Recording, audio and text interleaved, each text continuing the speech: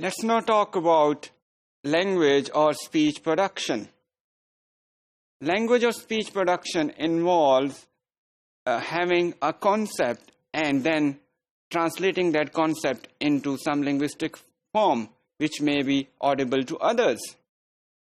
In other words, it refers to the process which involves creating meaning and transforming that meanings into linguistic forms and making them reach to others. This may include both written or spoken language. One of the most influential models related to language or speech production or development comes from Leveled. This model tells us that language production is a process of 4 linear stages, starting with conceptualization, then formulation, then articulation, and at the end is the self-monitoring. Let's put this speech production in simple terms. You could see that at first we must conceptualize what we wish to communicate.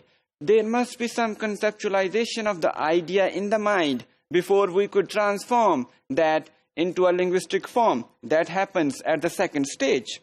Then at third, we could see we execute the plan through the muscles in the speech system. That means that whatever we decide at the formulation stage reaches to brain, and brain orders other muscles of the body to make that uttered by the speakers or users of the language.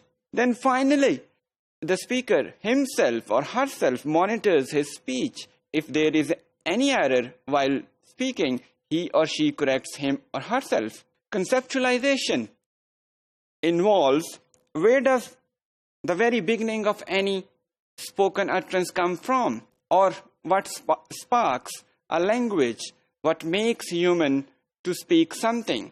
This involves a lot of processing, internal processing of the mind, and it's a very difficult field to be explained because this involves a lot of abstractions, too vague to be explained sometimes. Therefore, we could see that we do not have much research in this area, and a lot of knowledge we have is in form of speculations or theoretical knowledge. So there is serious dearth of empirical knowledge in this field. The next stage is formulation. This is slightly more easy to be explained as compared to the conceptualization because this involves linguistic output. We are very close to this linguistic output at this stage. Humans make linguistic or verbal choices there. They decide what to say and how to say here. And they could also monitor their errors here as well, because when they commit errors, they could judge it. They formulate their message in some form of linguistic form or linguistic lexicon here. So by doing so, the message is now translated into some linguistic form.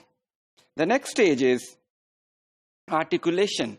Once the message is coded into linguistic form, it should go to brain so that brain could order other muscles to make it speak. Right? So articulation is the stage where the message is sent from brain to other muscles, and there are various parts of human body which are involved here. For example, we could see lungs, larynx, lips, they all involved. We could see there is a whole a branch of phonetics which deals with it. Then self-monitoring is the last stage of speech production. At this stage, if a speaker commits some error during his speech or communication, he could monitor himself. So this stage is also called self-repair. Self-repairing process involves interruption, editing, and then finally repair. Through this diagram, we could see that the making or the production of language begins with conceptualization. We have conceptualizer, at the top on the left. It makes pre-verbal messages, which goes to formulator, does grammatical encoding, and which moves to articulator. And articulator sends messages to speech communication system. And this is the speech communication system, which is responsible for self-monitoring as well. The production is not a one-way transmission of messages. Speakers themselves regulate their communication. Overall, if we see the production side of human speech development, this has been an ignored area to some extent as far as research is concerned. As I said earlier, we don't have much empirical data in this field. Nobody knows in future there may be a possibility that we may have some big developments in the field of neurolinguistics and psycholinguistics, and we find more empirical data in this field.